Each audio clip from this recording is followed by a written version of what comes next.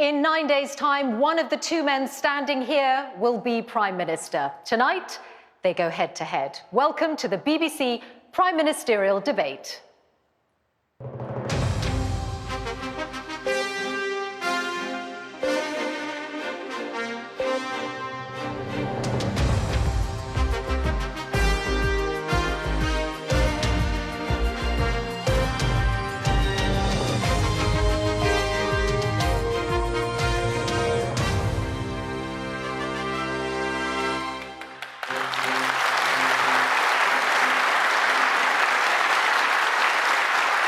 Good evening. Welcome to Nottingham and to Nottingham Trent University, our venue for this debate. With the general election just over a week away, tonight, Rishi Sunak and Keir Starmer are about to spend the next hour and a quarter answering voters' questions. They are the two contenders for Prime Minister. Their positions on this debate stage have been decided by the toss of a coin.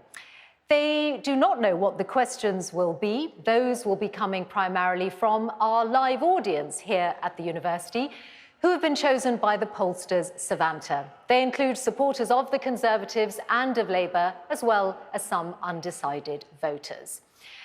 And we will also have questions submitted through the BBC's Your Voice, Your Vote website. After 75 minutes of debate, we will have analysis from our spin room, which is also here on the Nottingham Trent campus, and that is where Kuenssberg and Clive Myrie will be talking to other politicians and also to fellow journalists.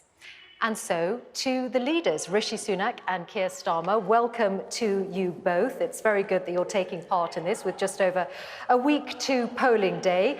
Welcome. Let us begin straight away with our first question, and it is from Sue Barclay. People are dismayed by the lack of integrity and honesty in politics today. After the recent allegations about political betting, how would you restore trust in politics?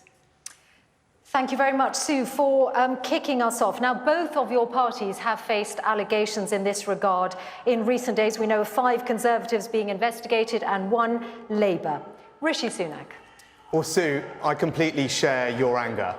I was as frustrated as you are furious when I learnt about these allegations. That's why, alongside the Gambling Commission, we initiated our own internal inquiries into what had happened, and as a result of that, have suspended 2 candidates. And I've been crystal clear, anyone who has broken the law, broken the rules, should not only face the full consequences of the law, I will ensure that they're booted out of the Conservative Party. Keir Starmer. Sue, thank you very much for your question, which I think is on a lot of people's minds, this question of respect and integrity in politics. And you have to lead from the front on issues like this. I think over the last 14 years, politics has become too much about self-entitlement and MPs thinking about what they can get for themselves. And one of the important choices, and the thing that I would like to do if I'm elected Prime Minister, is to reset politics so that politics returns to public service. In relation to these gambling allegations, the instinct of these people to think the first thing they should do is try to make money was the wrong instinct, and we have to change that. But it is also a question of leadership, because this isn't just what's happened this week, last week in the Gambling Commission. We saw Partygate earlier in this Parliament. The Prime Minister himself was convicted and fined for breaking the rules which he brought in and imposed on everybody else. And of course, we've seen what happened with the COVID contracts and the huge amounts of money that were made. This takes leadership. What I did when one of my team was alleged to have been involved and investigated by the Gambling Commission, they were suspended within minutes because I knew it made it really important to be swift. The Prime Minister delayed and delayed and delayed until eventually he was bullied into taking action. Sunak, if you're going to change the culture, let me get a response. Let me get a response, Keir Starmer, to those accusations. Well, it was Rishi important Sunak. to me that, given the seriousness and the sensitivity of the matters at hand, that they were dealt with properly, and that's what I've done. We had an independent internal inquiry into what happened, have taken action and suspended the candidates involved, and I've been crystal clear that they should face the full consequences of the law. But Keir Starmer talks about leadership in politics. That's what Sue's question was at. It was a broad question about how to do that. I also think leadership means being straight with people. It means having the courage of your convictions.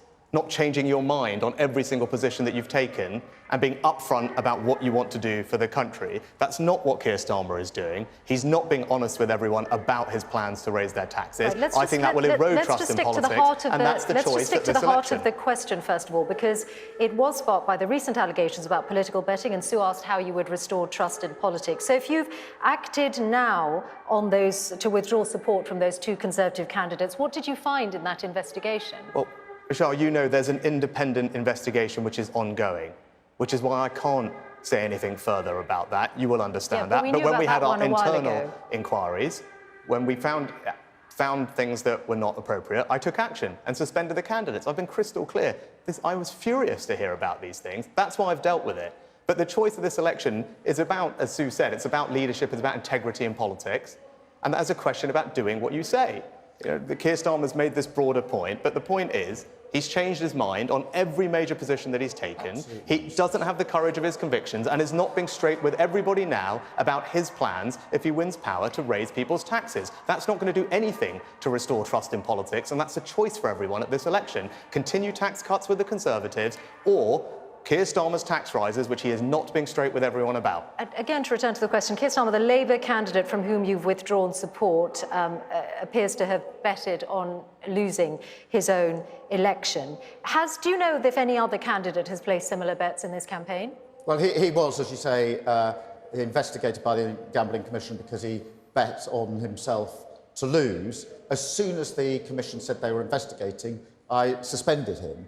And I've made very clear to my candidates that I expect high standards in politics. I said last week that the Prime Minister should have taken decisive action. And I said last week, should one of my candidates be investigated by the Commission, then they would be suspended and their feet wouldn't leave the floor. And that's what I did. And so my candidates know I expect the highest standards and that I'll take decisive action if they fall below those standards. Because I am, back to Sue's point, I'm absolutely determined to return politics to public service. Do you know that none of your other candidates have placed similar bets? Important for our country. Do you know that none of your other candidates have placed similar bets? Well, I've made clear to my candidates what the standards are, and they've seen by my actions what the consequences are if they fall short of those standards. But the Prime Minister hides behind a process. He could have taken decisive action last week, even the week before, but he eventually got round to it when he was bullied by other people into doing it. That's not leadership, and he talks about integrity. I'm sorry, when you get convicted for breaking the COVID rules, which you imposed on the rest of the country, you really shouldn't be talking about integrity in politics. Rishi Sunak? Well, leadership means being straight with people about what you plan to do. I've set out my plans clearly, and I appreciate, actually, that not everyone's going to agree with me on everything, but at least you know where I stand.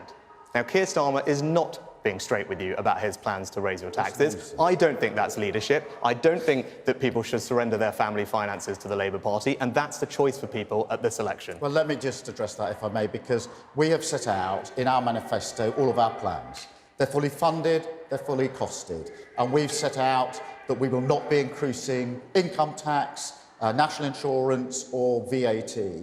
What the Prime Minister is doing, he's got a manifesto that's got promises to you and everybody watching which are unfunded because his Chancellor has said that the money he's relying on has already been spent. Now, that is the mistake that Liz Truss made.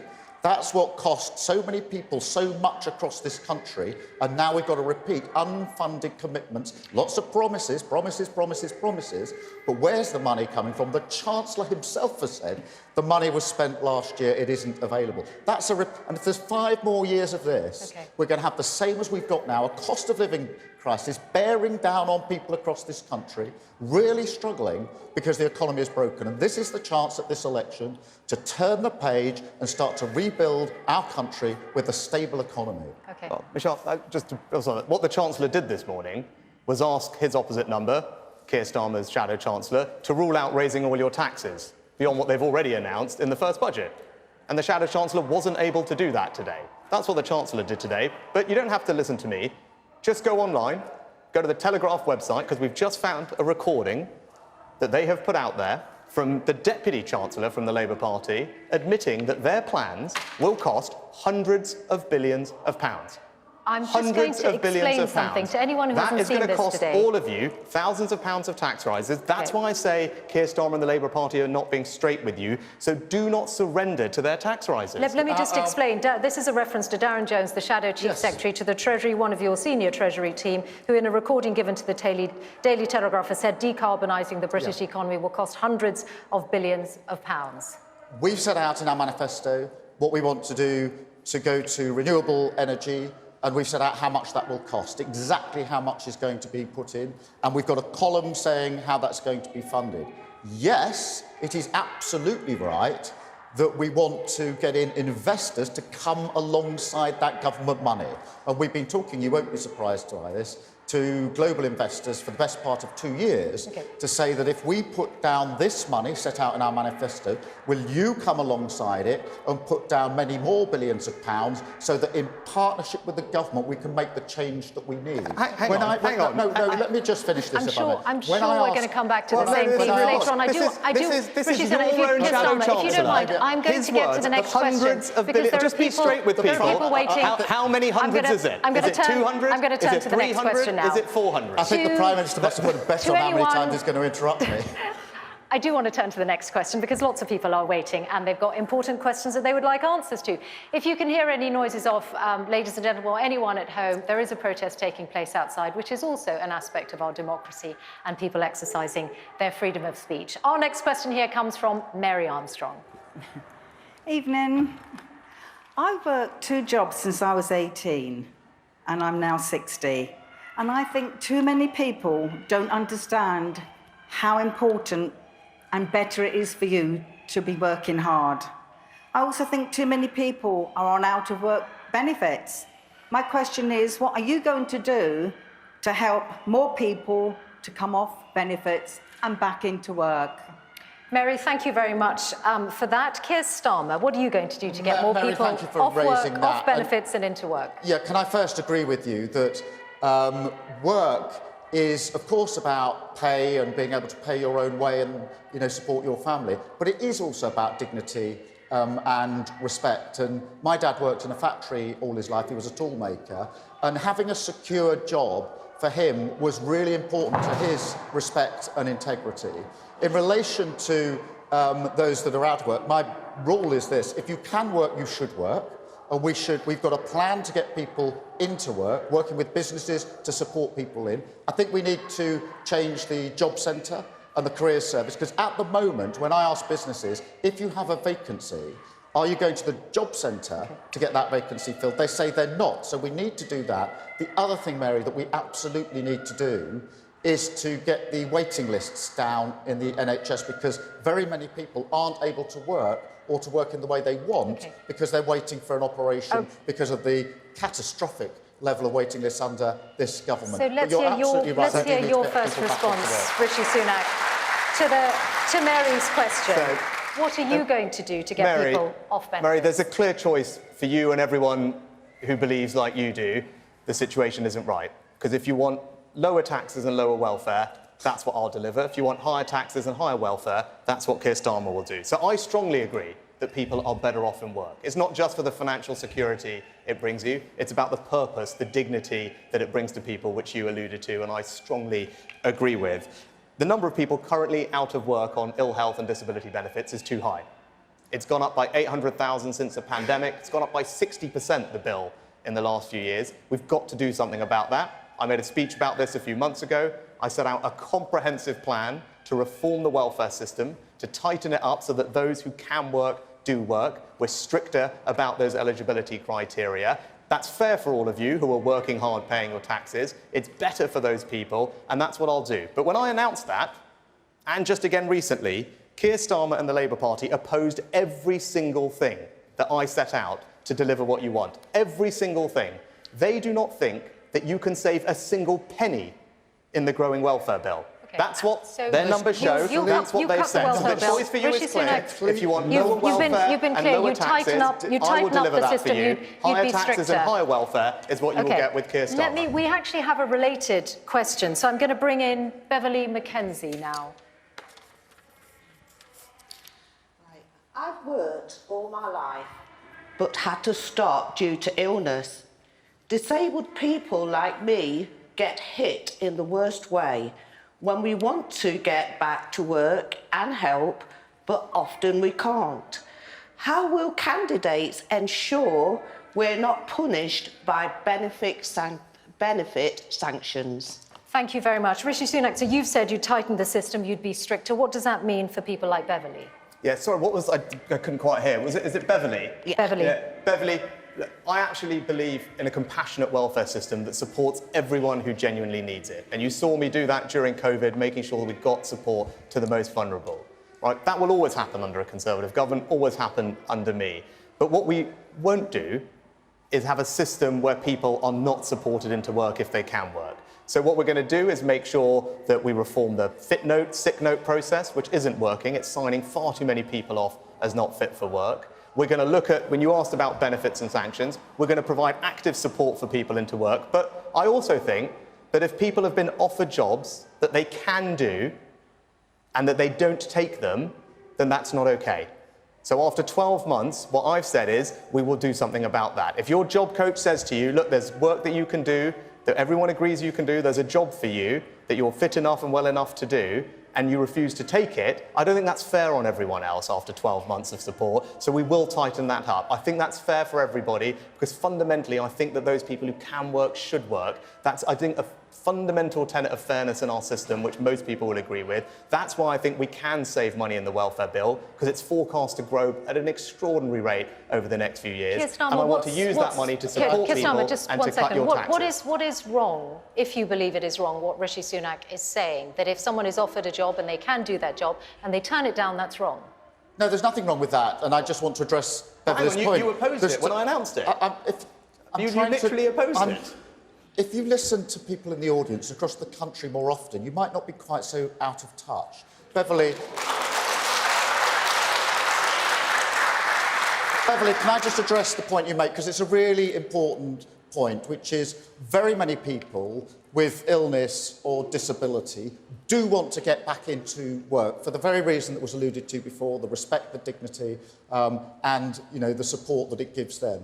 But it's difficult to do so because they're worried about whether they can do it and whether they'll last a period of months. So what a number of firms are doing, businesses, and I've been to see this myself, and I support this, is having a supported scheme where people can be supported back into work for a number of months to make sure they can make that transition and get back into work. I think that's a really good scheme. That's what we would put into place. But I do have to address this question. The Prime Minister keeps saying he's going to cut taxes. He has raised tax 26 times. Nobody's raised more tax than this Prime Minister. This is not a question about tax. This is a question about getting people back to work. So the numbers have risen considerably since the COVID pandemic. The numbers of people economically inactive due to long-term sickness has risen to 2.8 million. So how would you are seeking power, what would you get those numbers down to through the approach you're talking about? We want to get the numbers right down. We want to, with a plan to get people back into work, partly that's supported, partly it's the changes that we want to make to the job centres to make sure that where businesses and public services, the NHS doesn't go to the job centre when it's got vacancies. They should do, so we want to merge those two services. But the other thing, if we're going to get people back into work, is we have to tackle these terrible waiting lists, because nearly 8 million people are on the waiting list. And so it's not their fault that they can't get back into work. It's the fault of the government that's put us in this terrible position. We have to address these fundamentally, there's a very clear choice and there's a very clear dividing line. I think you've got to change the eligibility criteria in the welfare system.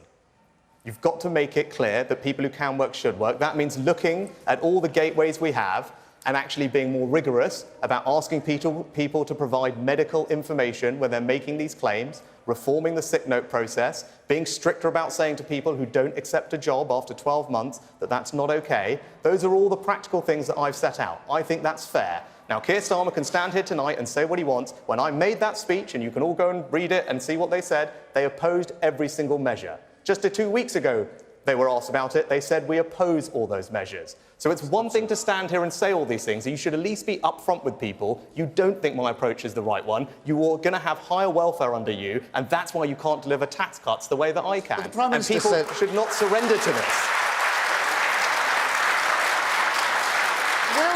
welfare bill, The Prime Minister says he's going to do all these things. They've been in power for 14 years. Why has he only just thought of this with a week to go before the general election? Honestly, if there's that much wrong with the system, who's the guy in charge of the system over the last 14 years? Why is it so bad? Well, you want to be in charge, but you've got nothing to say to people about what you would do about it. This election is about the future.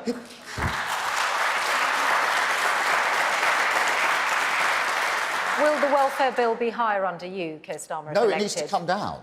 It needs to come down by getting people back into work with a clear plan, and it needs to come down by tackling the waiting lists so that more people can get back into work, which is why one of the first things that we will do if we're elected in to serve our country, serve being the word I choose, is to put in place 40,000 extra appointments, NHS appointments, each and every week. That's 2 million a year to drive down those waiting lists, to give people the comfort and operations that they need, and to allow them to get back into the economy so that we can grow the economy, which is the thing that's been missing so desperately over the last 14 years. What Keir Starmer's not telling you is actually most of the people who we're talking about, who Sue asked about originally, aren't on an NHS waiting list.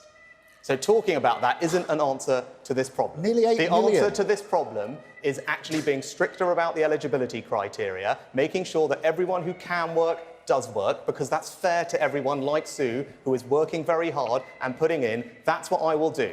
I promise you I will deliver on it. We will cut the welfare bill, the growth in the welfare bill. It is unsustainable. We spend too much on it. I've set out a plan to do so. Labour oppose all of it. So the choice for you is simple. If you want higher taxes and higher welfare, that's what Keir Starmer will do. If you want lower taxes and lower welfare, that's what I will do. Do not surrender to our welfare system to the Labour Party and Keir Starmer. I'm going to turn to our next question on that note, and this one comes from Steve Curtis. Good evening, all. We're an island. Why can't we easily close our borders?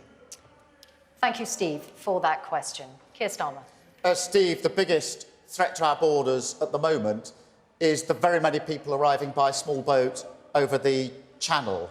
And they're at record numbers. Since Rishi Sunak became Prime Minister, 50,000 people have come across by small boat. And the government has effectively lost control of our borders. And that means it's not just a border security issue, it's actually a national security issue, because the government's lost control of who's coming and what their background is. Now, I think that nobody but nobody should be making that journey across the Channel.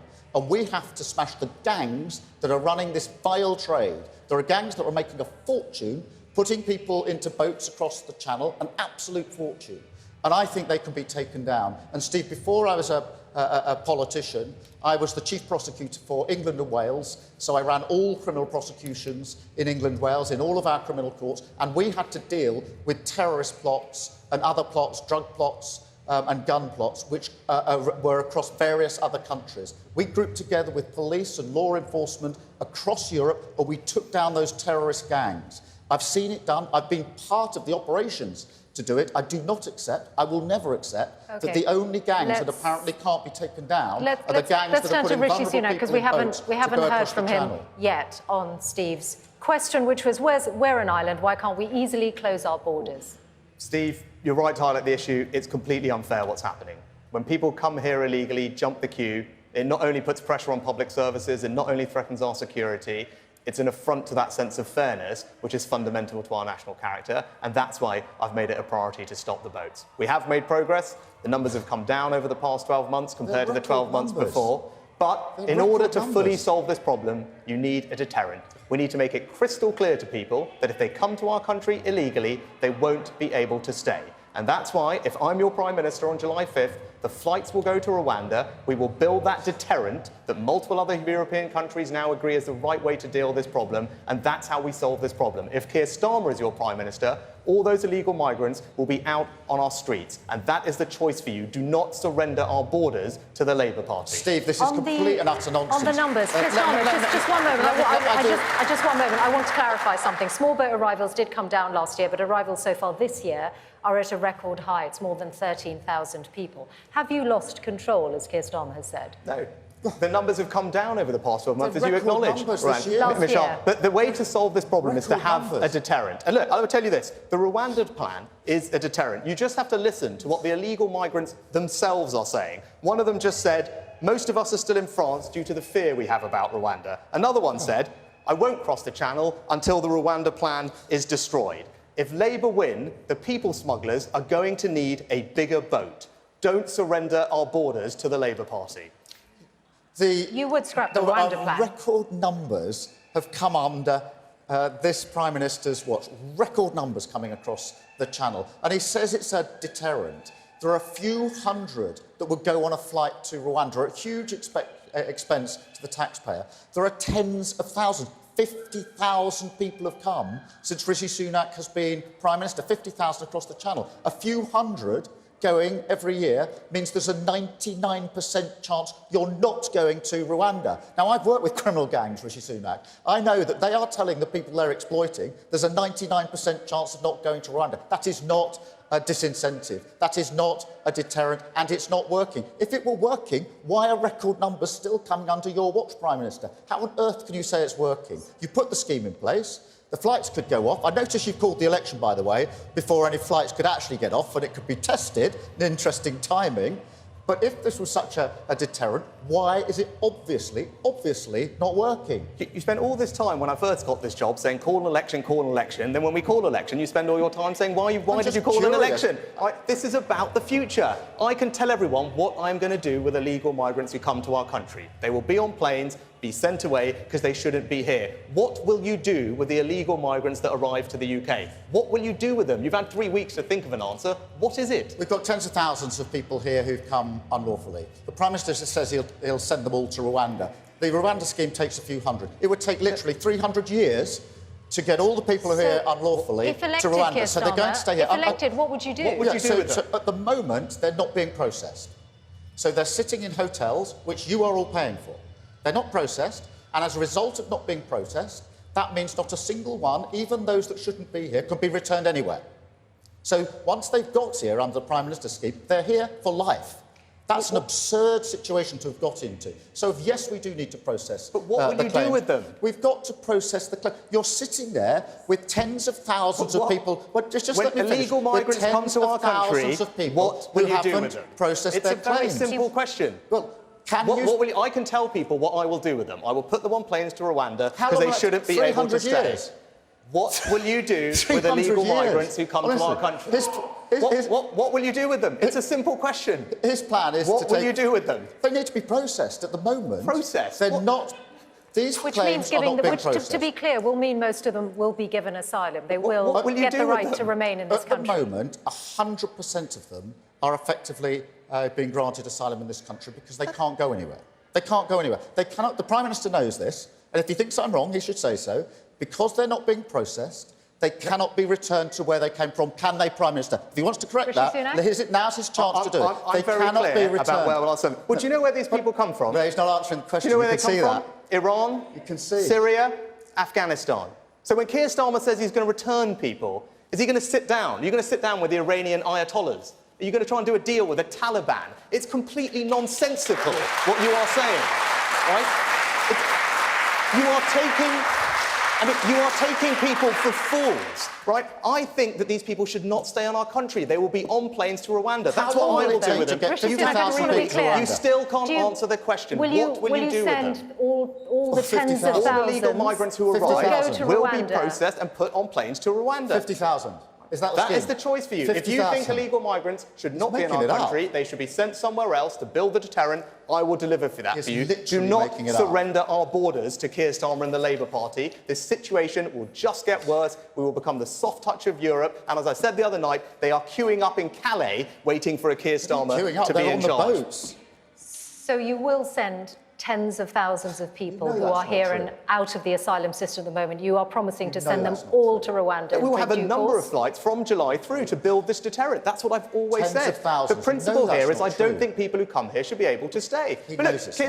Keir, you talk about this as if you care about the issue, but this is when you ran for the Labour leadership, which wasn't very long ago, you promised to protect free movement You said you would close. You promised to close detention centres for illegal migrants, and you boasted in that letter of getting illegal migrants more welfare. Like, that's what you actually believe. And that's why you can't trust him on this issue. So I say it again, do not surrender our borders to the Labour Party. I'm very clear that what we need to do here, we need to get our security of our borders back. They've lost control. 50,000 people have come. We've got to smash the gangs that are doing this in the first place. Smash the gangs. You know what? I really want to address this, Michelle. We passed a law in Parliament. People back there in mind, right? You're right. We do have to smash the gangs. What does that mean? We passed a law in Parliament. We passed new laws so that our law enforcement agencies could use them. You know what? They've arrested 1,000 criminals and people smugglers. They've sentenced them to hundreds of years, exactly as you would expect us to do. That's what we did. Do you know what? The Labour Party voted against that law. So when you stand there and say smash the gangs, like on every other issue, you say one thing, you do another, you just don't know which Keir Starmer you're going to get. You can't trust him on this issue. Do not surrender our borders to him. This is the difference between me and the Prime Minister. Before I did this job, I was running the Crown Prosecution Service. I was the Director of Public Prosecution. And it was my responsibility to take down criminal gangs on behalf of everybody in this room, everybody watching, to protect the country. So I know that this can be done. You share the data, the analysis, the intelligence. You have to have a strategy to arrest everybody at exactly the same time. You need to know what evidence is going to be used in which court, where, and which country is going to have the lead on the prosecution. We did it to take down really dangerous terrorist gangs. There was one terrorist gang that involved bringing down 9 planes in the Atlantic at the same time with bombs. That was one of the cases that I had to deal with as a prosecution. It's a very different kind of threat, isn't it? No, but these were very sophisticated terrorist gangs. The question was about I don't accept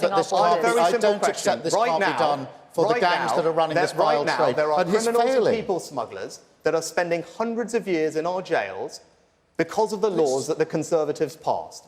When it came to it, the Labour Party opposed those laws. They voted against it. So when he's standing here before you tonight saying, yes, he cares about this, he's going to do about this, just look at his record. This is someone who defended free movement. He campaigned against the deportation of foreign criminals. He can't be trusted on this issue. Do not surrender our borders to him. Thank you both for your responses. And I'm going to turn now to our next question, which comes from Mohammed Mubarak Sheikh. Hi. You have both made lots of promises, but you haven't set out a clear plan to pay for those promises. Where is the money going to come from? You've both made lots of promises. You haven't set out a clear plan to pay for those promises. Where is the money going to come from, Rishi Sunak? Well, actually, we talked about it, Mohammed, in Sue's question. I think it's right that we make savings from the welfare bill because it's forecast to grow at an unsustainable rate. I don't think that's right. I don't think that's fair. Set out a comprehensive plan. You can go and have a look at it online. And those savings we will use to cut your taxes. And what I want to do is cut taxes for people at every stage of their life. So for everyone in work, we're going to continue cutting national insurance, £900 this year. For pensioners, we have the Triple Lock Plus. We will raise the allowance, delivering a tax cut for pensioners, making sure that the state pension is never subject to income tax. If you're a young couple wanting to buy your first home, we're effectively going to abolish stamp duty. If you have children, you're a family, we're going to expand the generosity of child benefit.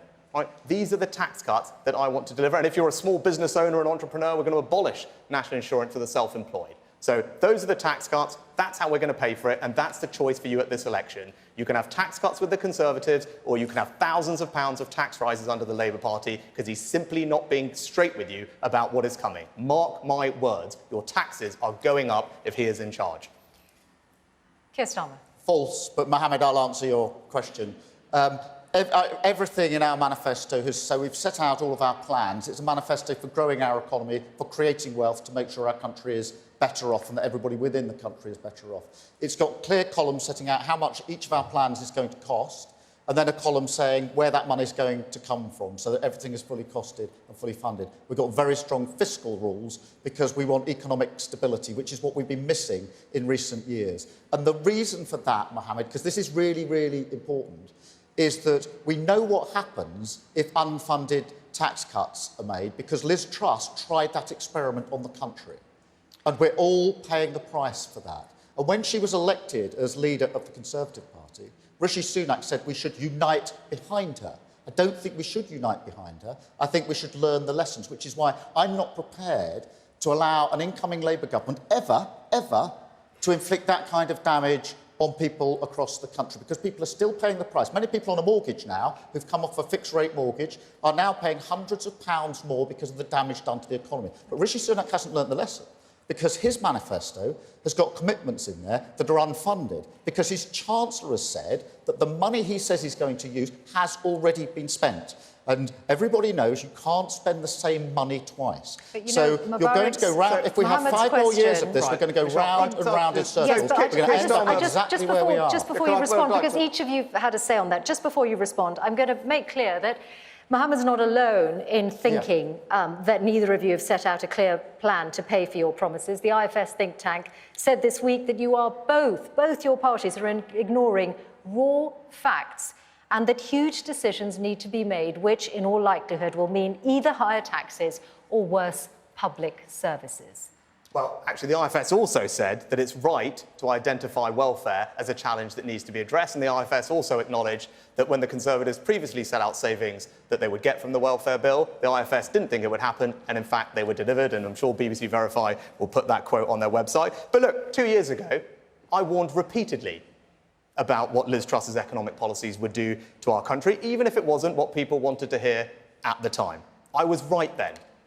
And that's why you can trust me now. That's why you can trust me now when I say that the Labour Party's policies will mean all your taxes are going to go up by thousands of pounds. It is in their DNA. Mark my words. Your pension, your council tax, your home, your car, you name it, they will tax it, which is why he cannot rule out raising your taxes. He's been asked multiple times. Will he change the council tax bands? He won't rule it out. I'll ask him again, but I'm going to tell you, do not surrender your family finances to Labour's tax rises. Let me address this directly, because the Prime Minister said he warned the country about Liz Truss and the damage that she was going to do to our economy. And then, in the next breath, he said we must unite behind her and support her. Why on earth would you unite behind someone that you say was going to do that damage? You know what it's like to fall in behind a leader of your party. But he's repeating the problem. He's repeating the problem. He said unite behind her. She's one of his candidates. And his election pitch to you seems to be, my predecessor, a Tory Prime Minister, broke the country, did huge economic damage, please vote Tory. Now, you're going to have to decide whether that's persuasive. He's now openly admitting the damage that the Tories have done to the economy and saying, please vote for him. No, that's the last thing we need in this country after the damage that has been done. When it comes to the economy, I was right then. And since I've been your Prime Minister, inflation is back to normal, the economy is growing faster than our competitors, wages are rising, energy bills are falling, we've started cutting your taxes, and I will keep cutting your taxes. That is my pitch to you. That's a choice at this election. Their taxes that he wants to put up on you are coming.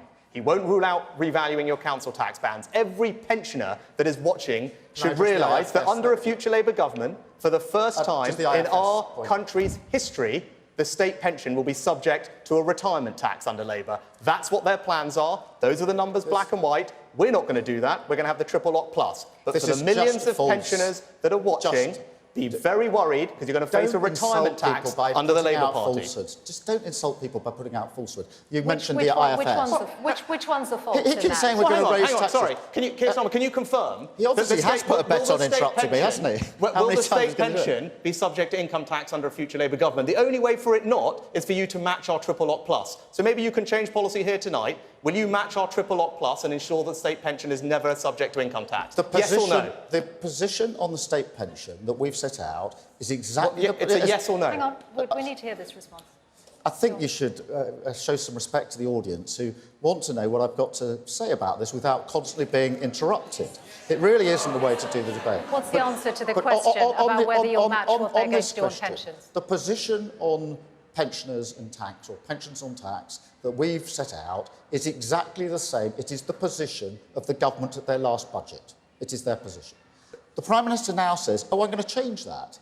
I'm going to change all that. When asked where the money is coming from, his Chancellor says the money's been spent, it isn't there. That is making the same mistake again. Can I just address the IFS point, though, because I think that is really important. If you're a pensioner, you should know there is a retirement tax coming for you, capital R, capital T, if he is your Prime Minister. He can promise for the first time in our country's history, pensioners are going to be paying tax because he won't match our triple lock plus. If I'm your Prime Minister, that won't happen, and that's what I'll deliver for you. As I say it again, do not surrender your finances to their tax rises. If you've got a very brief response, then I want to go to the next question. Well, pensioners are not going to be better off with the Prime Minister who's making promises that he can't keep because they're not funded. That's exactly what Liz Truss got wrong. We cannot... There's one thing that we cannot repeat at this election. Please do not go back to Liz Truss Mark II with this Prime Minister, because the same damage will follow. If you can't say... It is funded. We're going to end this particular topic here. The reason you can't fund it is because you think that you can't make a single penny We've still got lots of topics to get through, so I'm going to turn to the next question. That's why I can. Thank you. This next question is from Karen Duran. Good evening. I'm a children's nurse at a local hospital. I see families affected by libraries and children's centres closing. How will you help councils after Nottingham City Council has effectively gone bankrupt? Thank you, Karen.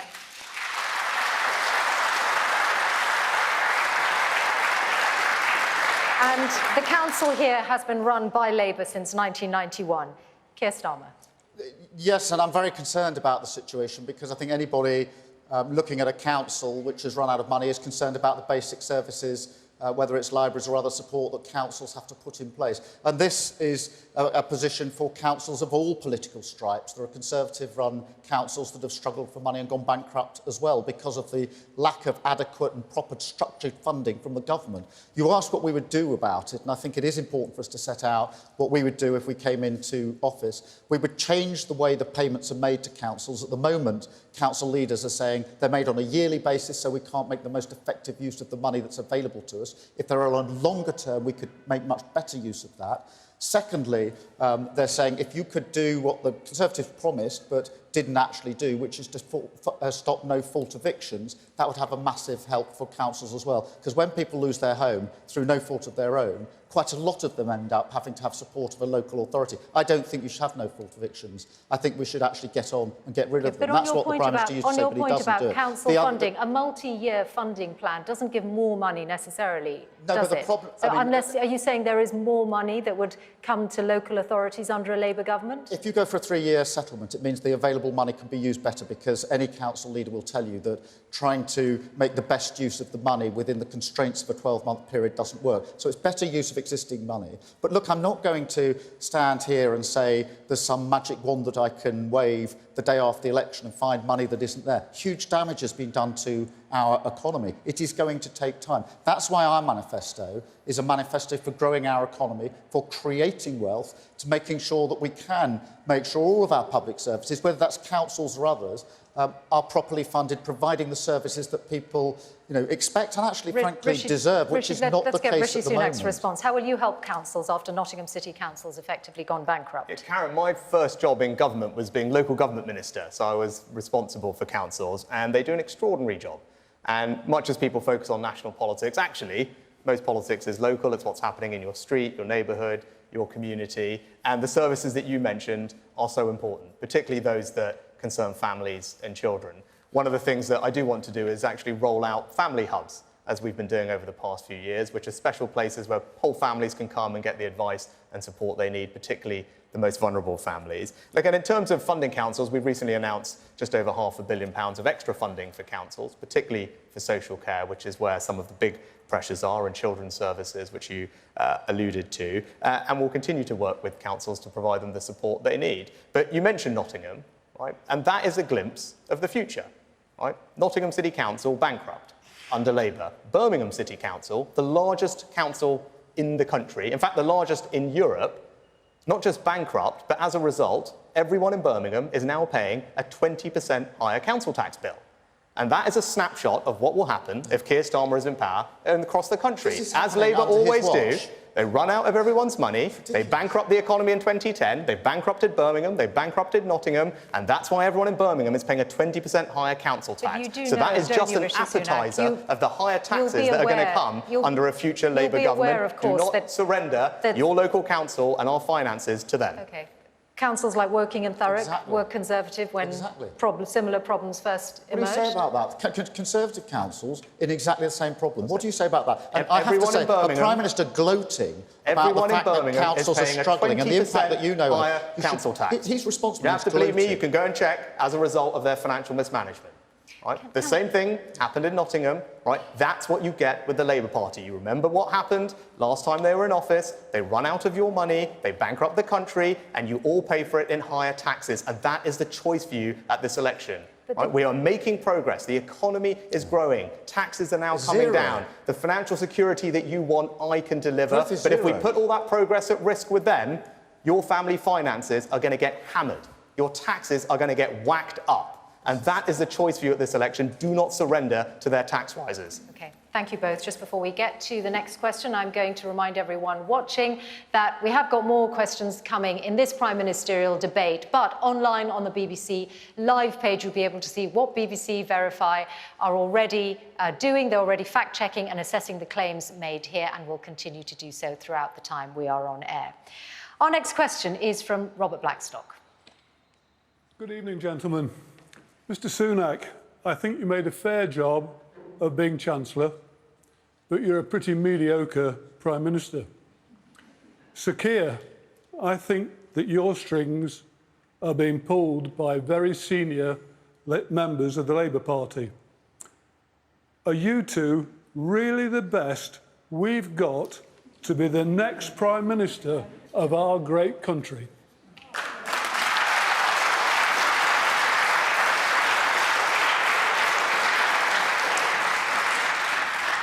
Rishi Sunak.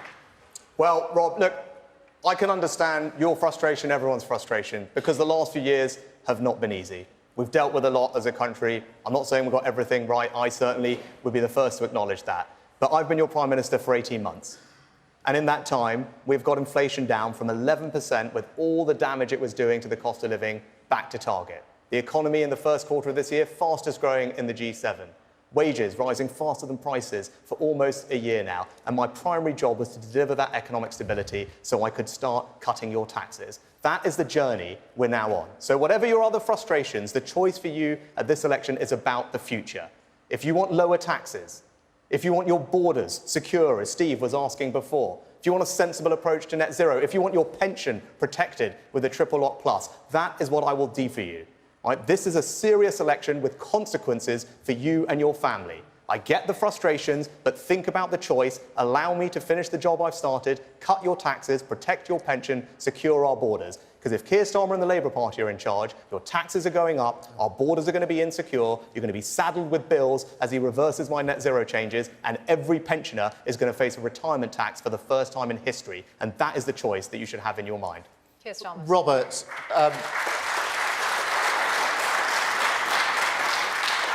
Robert, earlier in my career, I worked in Northern Ireland with the police in Northern Ireland as part of the work out of the Good Friday Agreement. And with a team, I set out to change the police service in Northern Ireland to make sure it gained the confidence of all communities in Northern Ireland, which was a really important part of the peace process. So I went, I said what we would do, and we delivered.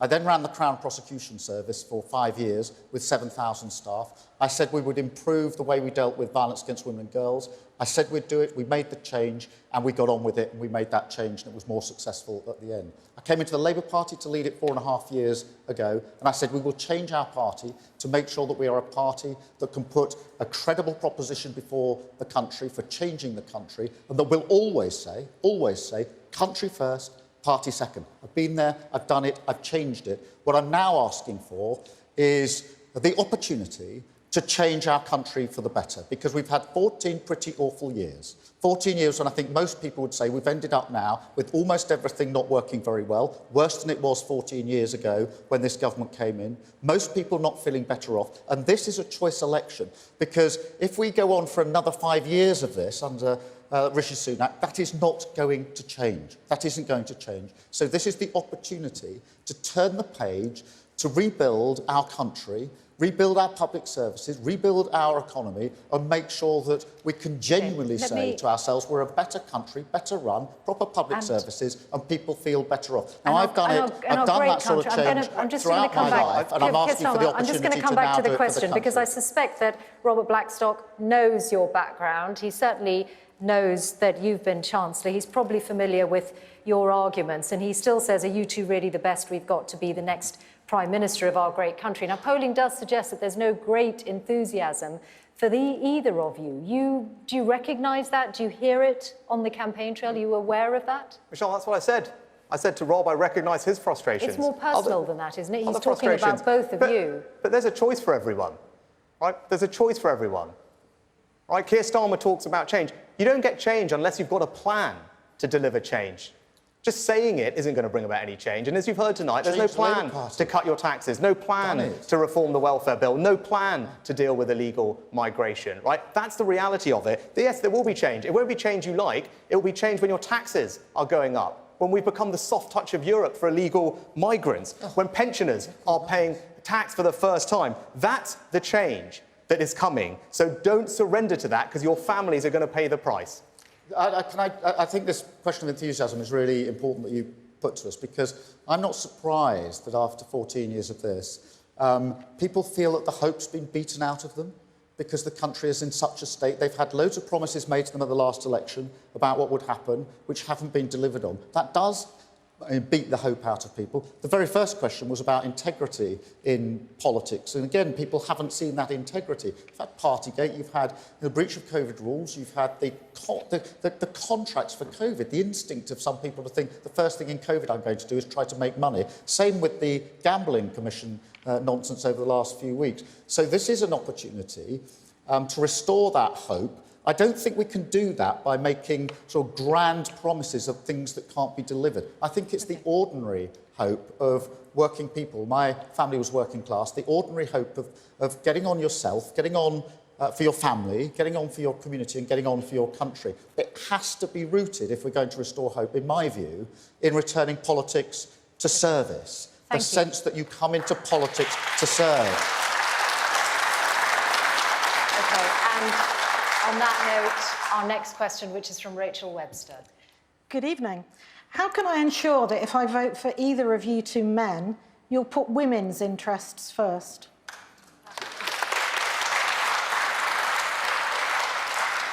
Keir Starmer. Thank you very much for that question. I have in my team, as partners with me, very, very good, strong women that will deliver for the country. Rachel Reeves would be the first woman Chancellor if we're elected into government. She worked, as you know, in the Bank of England and is very, very keen and strong on the fiscal rules and what we need to do for our economy. I've got Angela Rayner, my deputy, who, again, has an incredible background coming from a difficult background where, was a care worker for many years and now deputy leader of my party. And I'm very proud of her, and these people, and there are plenty of others, Yvette Cooper, Bridget Phillipson, you name it, really good, strong women who'll be part of my team. I think that leadership is about empowering your team and making sure it's a team on the pitch that are all batting and working together, and that's the way I lead, not suggesting for a moment that I'm the one with all the answers, but knowing that if I lead my team and bring my team into this, and we work as a team and will serve as a team, if we get the opportunity to do so, I will do it with some really fantastic, wonderful women who have been on this journey for me for 4.5 years, changing our party to put it before the country with that, essential principle, country first, party second.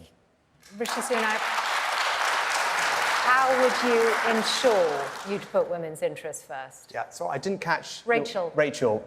Probably the easiest thing I can tell you is that I have 2 young daughters.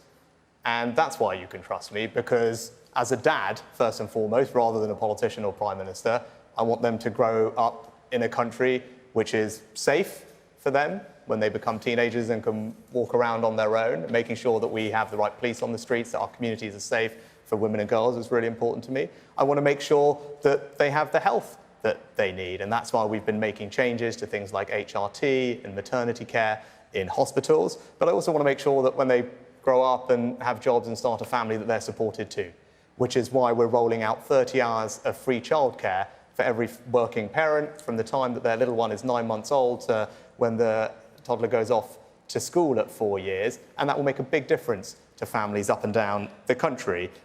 But that's why I said, so I can go into lots more policies, but I want my girls to grow up in a country where the sky is the limit for their ambitions. There is nothing that they can't do because they're women, and that's the kind of place that I believe in.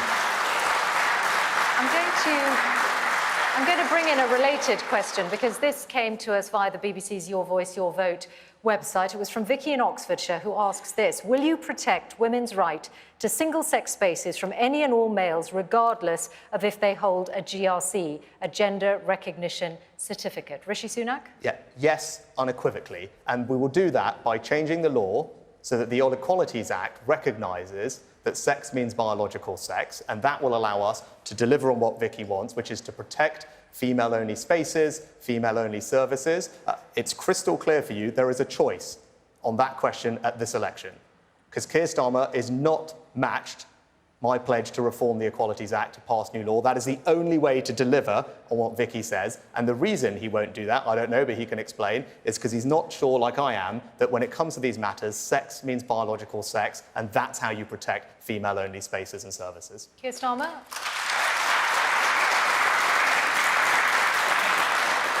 Yes is the answer to the question.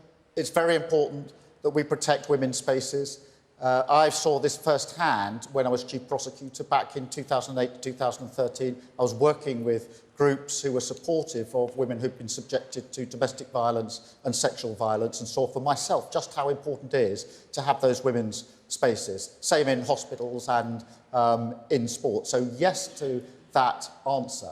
But what I will also say is that I do recognise that there are a small number of people who are born into a gender that they don't identify with, and I will treat them, as I treat all human beings, with dignity and respect. And I'll tell you for why.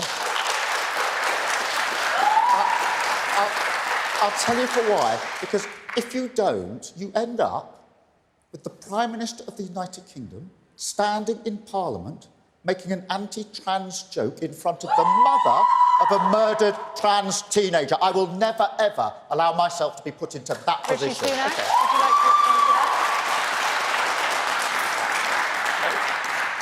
That's not what I did. I was pointing out that you've changed your mind on this question multiple times. But to answer Vicky's question, you can't deliver on what Vicky wants. So everyone who does want female spaces protected has to be prepared to change the laws that the Equalities Act recognises that sex means biological sex. It's pretty straightforward. Now, Keir Starmer says that he believes in that, but he won't change the law to do it. So he's not being straight with you again. Well, right? Saying one thing and doing another. You won't change the law to recognise that sex means biological sex, so you cannot say to Vicky and everyone else who cares about this issue that you will actually ensure that their spaces are protected. If he'd been in as many support centres that I've been in for those that have survived sexual violence and domestic violence, he would know very well it is possible to do it. It is being done. I've supported it being done when I was Chief Prosecutor. I've always believed in that principle of women's spaces.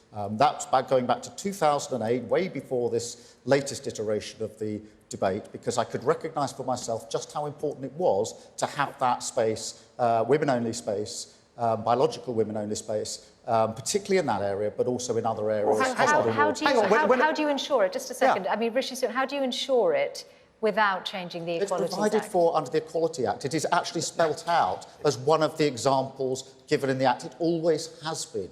And fabricating a difference here in a situation where actually we should be trying to find common ground and work together. Well, I'm proud of the record of my party on women's rights. We've done amazing things in terms of equality under Labour governments, made a massive difference to millions of lives. There's much more work to do on women's equality going forward. But the only way I think we can make that progress is if we change the way that we do politics, stop this business of always trying to divide everybody, and actually use the opportunity of leadership, which is what I would do, to say the job of the leader of the country is to bring people together. These are difficult discussions, different opinions, of course, but the role of the leader of the country is to bring that together so that the country itself is less divided. One of the issues for me is and with sadness, is the fact that over the last 14 years, there's been this tendency on almost every issue to try to find the points of difference and division, rather than doing what we're actually really good at as a country, which is bringing people together. Before we move on.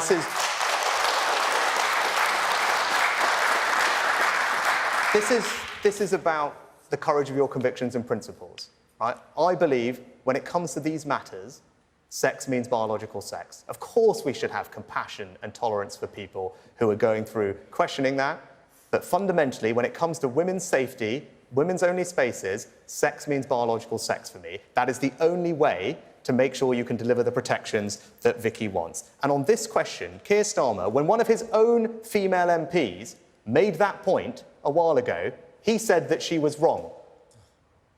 She was hounded, right? He said she was wrong. Now, he's now changed his mind on that question, that it goes back to trust, it goes back to having the courage of your convictions. I get that not all of you will agree with my position, right? But I'm being clear with you. Sex means biological sex. You have to change the Equalities Act to deliver the security of women's spaces and women's services. That's what I believe the right thing for our country is. Can you respond to And if that you don't point, agree with that, that's fine, but that's what I will do.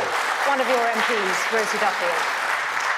The Prime Minister knows perfectly well that this is all set out in the Equalities Act already. The specific instance of safe space, it's set out. Read the legislation. Look at the notes under the legislation. It's been there for years. Don't just use this as a political football to try to divide people across the country. Okay, thank you very much for that. We'll move on to our next question, and this one is from Julie Waters. Good evening, gents. I own a jazz vinyl record business with my partner. Post-Brexit, we have lost 90% of our business with Europe. How can we mend our broken trading relationship with Europe? Okay.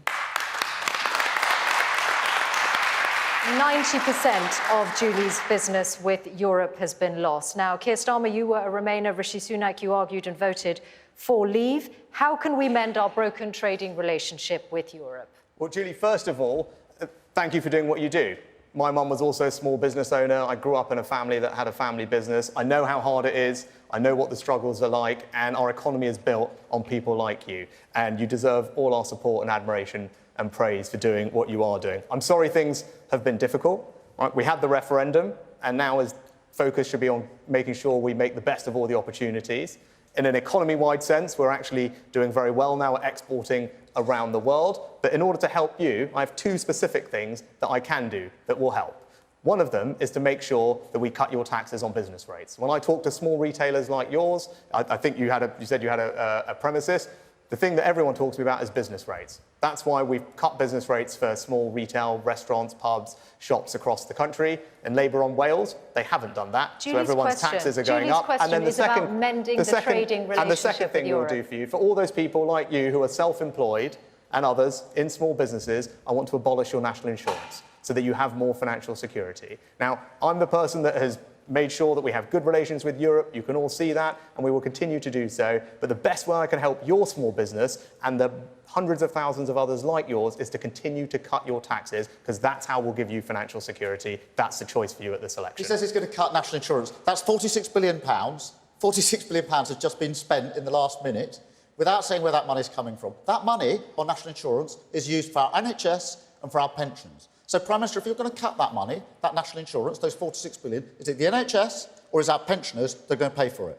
So far, neither of you have answered Julie's question, which is about how we can mend our broken trading relationship with Europe. Let me address that, because the Prime Minister says, I think he's just said the economy is all very well, going very well. I don't think millions of people across the country feel it's going very well. I think they think it's going very badly, and it's hitting them. But Julie, in relation to the EU, I did vote to remain. I campaigned to remain, but we left. We've left the EU. We're not going back to the EU. But I do not accept that we can't get a better deal than the one that we've got, because too many businesses are in the position you're in, which is, you know, you put yourself into your business, you put your money into your business, you take huge risks for your business, and I think you should be supported. So we want to arrange to get a better deal in trade relations with the EU. I think Boris Johnson botched it. He just wanted to say he could get a deal across the line. So we can get a better deal. I think a trading deal. I'd also like a better deal on research and development, where I think if we work together, it would be better for the country,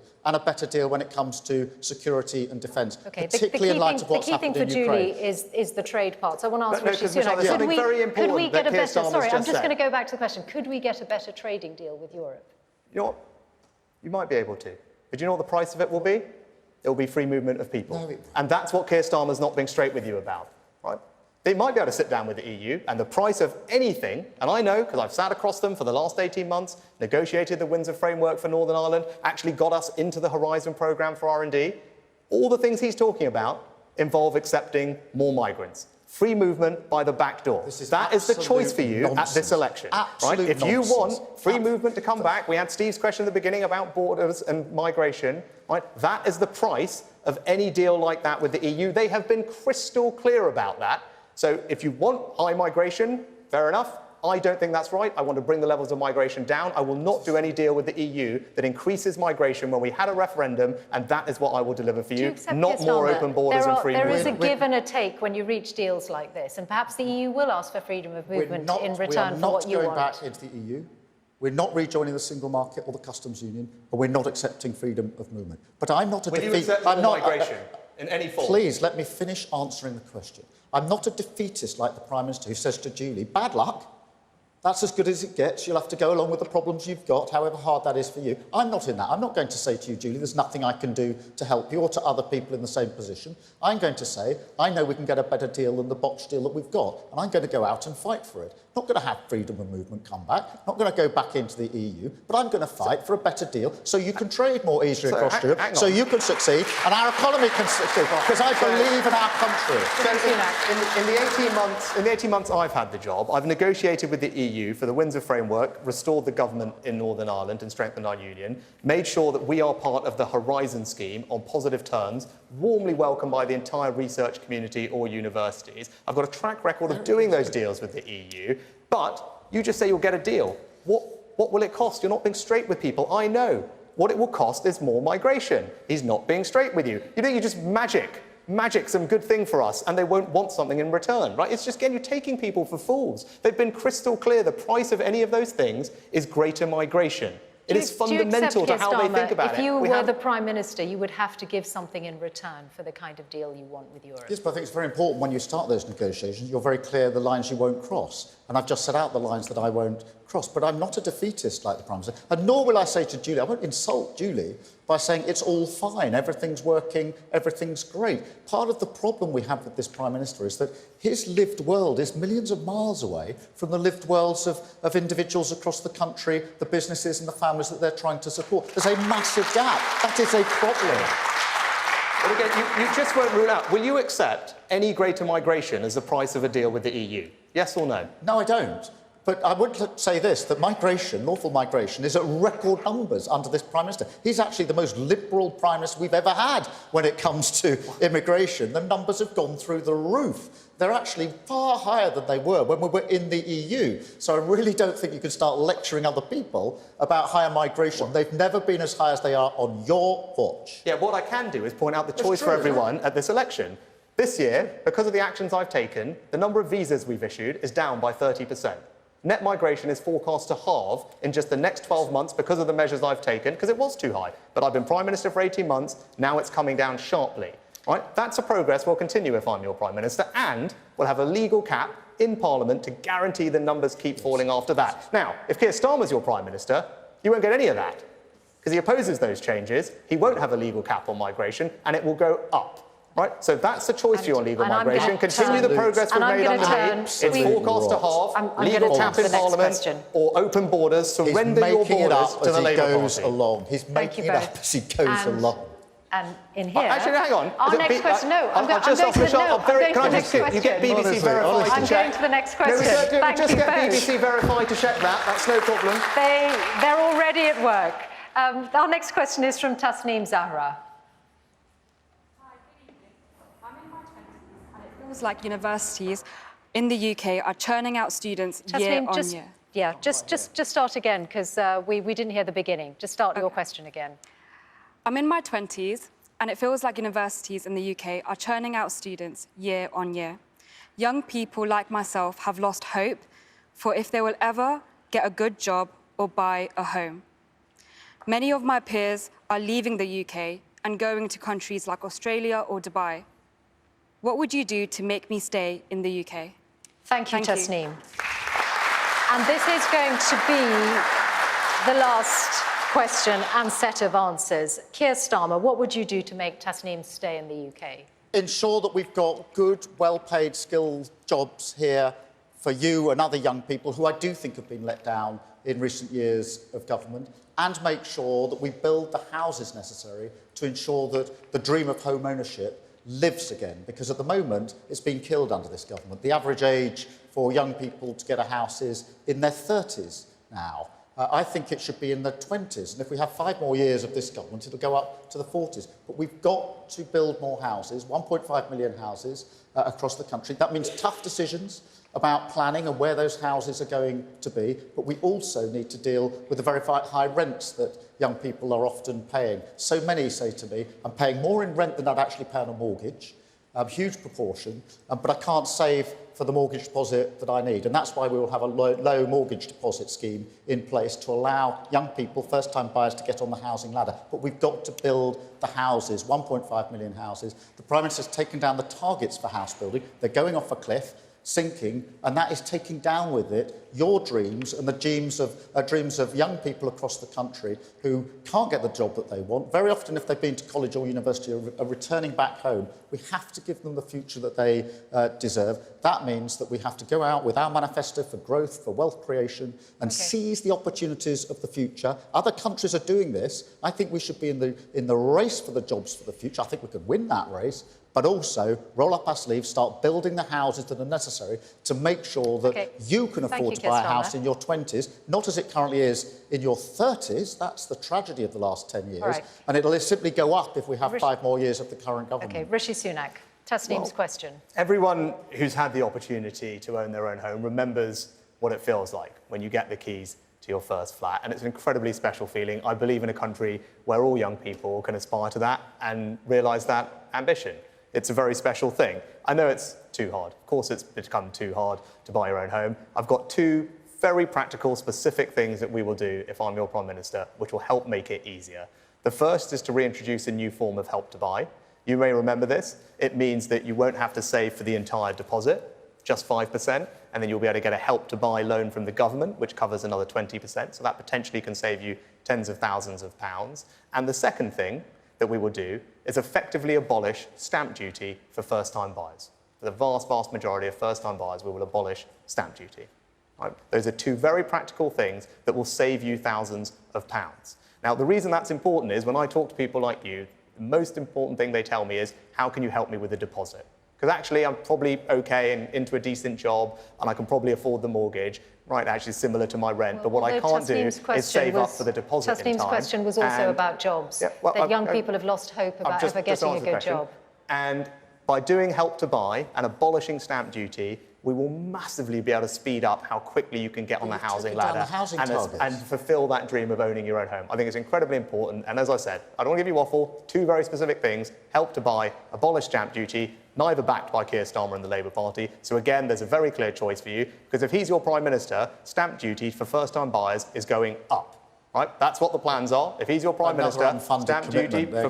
Again, we're back to the welfare debate. I'm happy to have that again. You don't think there's a penny to be made from welfare savings? I do, but there we go. The stamp duty and first-time buyer relief for you, Help to Buy, help you get on the housing ladder. That's a choice for you. The Chancellor says the money's been spent. It isn't there, Prime Minister. The money isn't there. The Chancellor, not me, your Chancellor said the money's been spent. At all. You can't fund things from nothing. The money has been spent. And this is why, if we go on for another 5 years like this, we're going to end up exactly where we are now or in a worse place. Yeah, we have to turn the page and start, which are bankrupt and everyone's taxes have been hiked up. And that means building those 1.5 million houses, and that's what we're determined to do, with a strong plan behind it. Already talking to the partners who will build those houses with us, because I'm absolutely determined that every single young person in this country under a Labour government will feel that the future is better for them. For my parents, it comforted them, even though they had tough times as parents. They didn't have a lot of money, but the thought, the idea that it would be better for their children comforted them and made their lives worthwhile. We've lost that, and we have to get it back, because in the end, the future is about our children and young people. We have to build a country, rebuild a country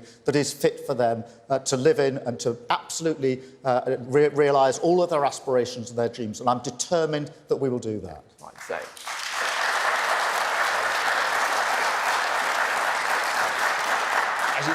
Tasneem, your question is fundamentally the reason I got into politics. Right? My grandparents emigrated to this country with very little.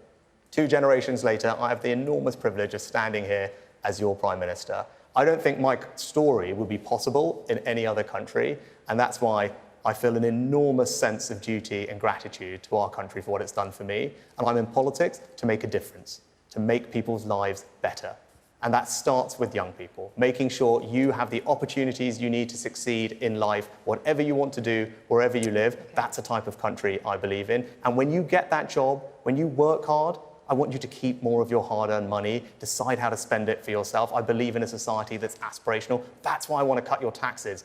It's not just a technocratic thing, it's a type of country I believe in. It's one where your hard work is rewarded, your aspirations are supported, and that's what I'm in this to deliver for you, and that's what I will do as your Prime Minister. We are just about out of time in here. That was the final question of the evening. In a moment, we're going to be joining Laura Kuenssberg and Clive Myrie over in the spin room for some more analysis. But before we leave you from here, Rishi Sunak and Keir Starmer are going to have 30 seconds each to leave you with a final thought. And the order in which they will speak was decided earlier by a coin toss. First to speak is going to be Rishi Sunak. I understand why you're frustrated with our party, with me. I get it. But this is not a by-election.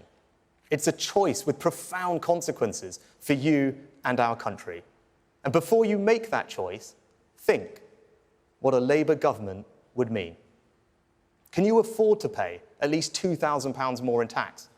And why won't Keir Starmer be straight with you about what he wants to do? And if you are not certain about Labour, don't surrender to them. Don't vote for any other party. Vote Conservative. Rishi Sunak. That is a lie. Thank you very much. Not to repeat that lie, and he's just done it. And this is your closing statement, Keir Starmer. Thank you. My message to you is simple.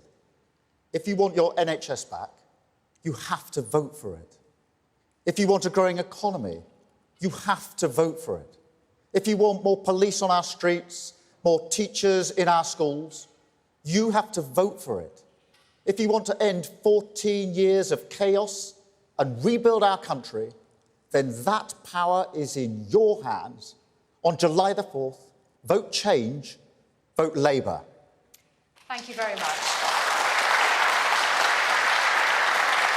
And that brings to an end this last head-to-head debate of the election campaign. Thank you very much to our audience, especially to those who asked questions, but you've all been a really important part of this. And thank you also to the 2 contenders for Prime Minister. This is the last time you're scheduled to appear together in this way and to answer questions in this way. So we are grateful to both of you for taking part. Thank you very much.